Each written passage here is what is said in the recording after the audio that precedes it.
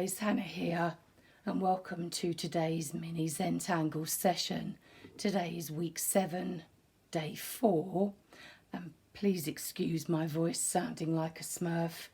I'm hoping to rest it in the next couple of days and hopefully it will return to normal. So the materials we're going to use today are a black fine liner pen.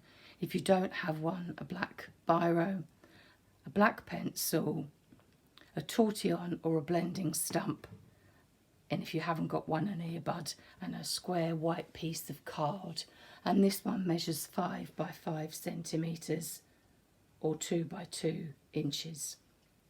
So if you'd like to pause the video, go and get your materials ready, make a cup of tea or coffee, settle comfortably, and we can begin.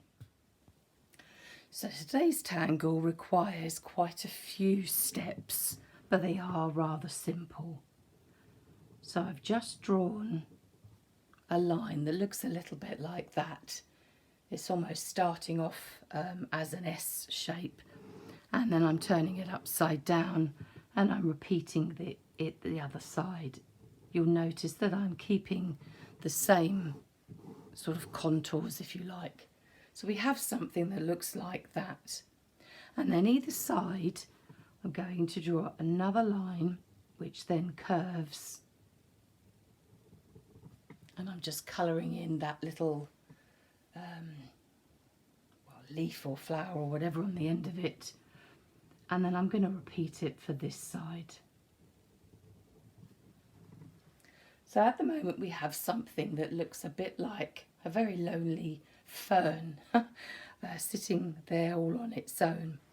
And then starting from around this point here, or this point here, I'm going to go around the outside, and then I'm going to, oops, my page moved, and then I'm going to go up to the tip.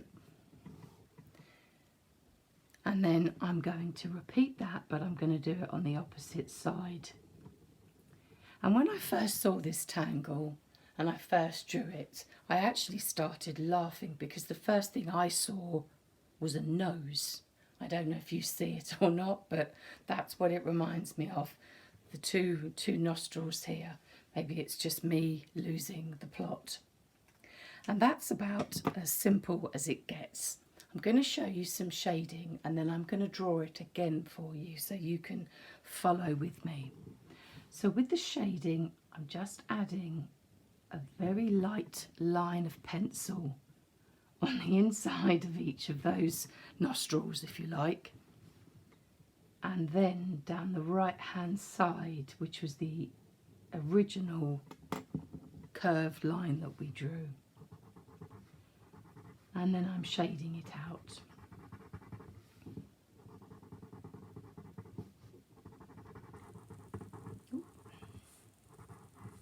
So that's the finished article.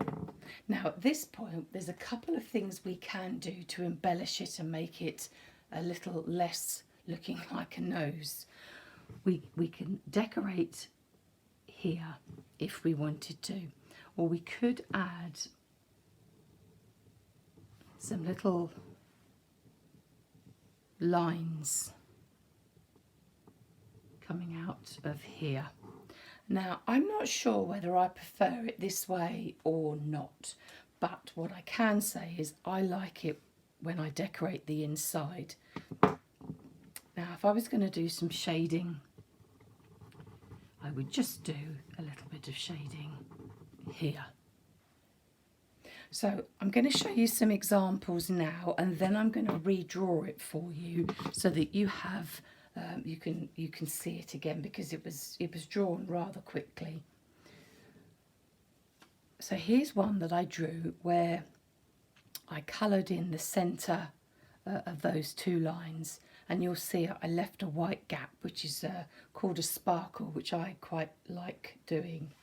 And then here I drew the same again, but in either side on those side bits I've just drawn some diagonal lines. And then in the centre I've drawn, there's the centre line, and there was the second line we drew, and I've just drawn a third one just because I think it makes it look a little bit different. And this next example, well, it's completely different to the way that I've drawn it before, but the principle is the same. So I've drawn the two lines at the beginning, and then the two that branch out that I think look like nostrils. And then I've just drawn 3 lines, but this time I've drawn the line that goes around but then comes down.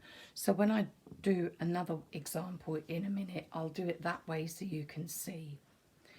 Here's a group of 3 nostrils floating, noses floating together, and you'll see that I've put some little circles in the middle. Again, you know me with my circles. And then finally I've done one where I've actually done 4. So I started off with a circle, and then I drew 4 coming out north, south, east and west, and I really like it in this way. So I'm going to get another tile, and then I'm going to draw this one here so you can have a better idea, because I think, although they're all quite effective, I think that I like this one the best. So this is one of those examples that I feel can look very intimidating until you know how to break it down and make it more manageable. So there's the first 2 lines, and then here's those nostrils either side. And any of you that are watching come up with a better way of explaining this, please let me know, because it's not so nice comparing it to a nose all the time. Now, normally I would draw a line coming round here and then finishing up at this point here. But on this occasion, I'm going to finish down here. So I'm going to do 1, 2 and 3. So there's the first one, and all I do is follow the contour of that first one. And that's all I would put in. You could do more, but personally I don't think it looks as effective. And then with this bit, I've just jumped off that that third one, and I've carried on and following the contours round, and you'll notice that each time I do a row, I'm just coming in a little bit closer so they look like they're getting smaller.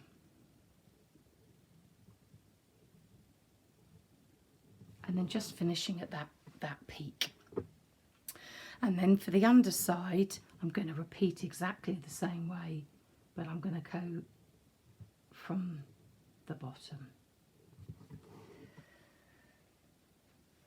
And I'll repeat that for you again, and I'm sorry if I have to turn it round just to make it a little bit easier for me to draw. So I'm doing 1, 2, and then 3. So we've got something that looks like that.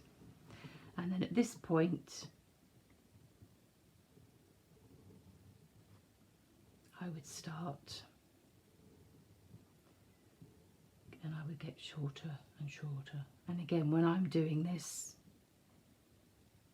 I would be doing it much slower. And then finally, for this point here, I'm just going to put a couple in there, and I'm not worrying about it coming down and finishing there. So to shade this, the first thing I would do would be to put some shading down that side, and then underneath those 2 arches, and then either side of those, the first 2 lines that were drawn, and then finally just down that side. And then using my blending tool, I would just blend it out. And again, I can't stress enough, I would take much longer doing this than I am now. And you can see the difference from the one that I drew earlier. You can see that I've spent a lot more time, not only on the drawing, but also on the shading. And then in the centre, you can do whatever you want to do with it. So I'm just going to put some little circles in. But you could draw your lines like that. And again, it's entirely up to you. I hope you've enjoyed today's session, and I look forward to you joining me tomorrow, where we're going to learn a tangle that's a little bit more complex and does require a little bit of concentration.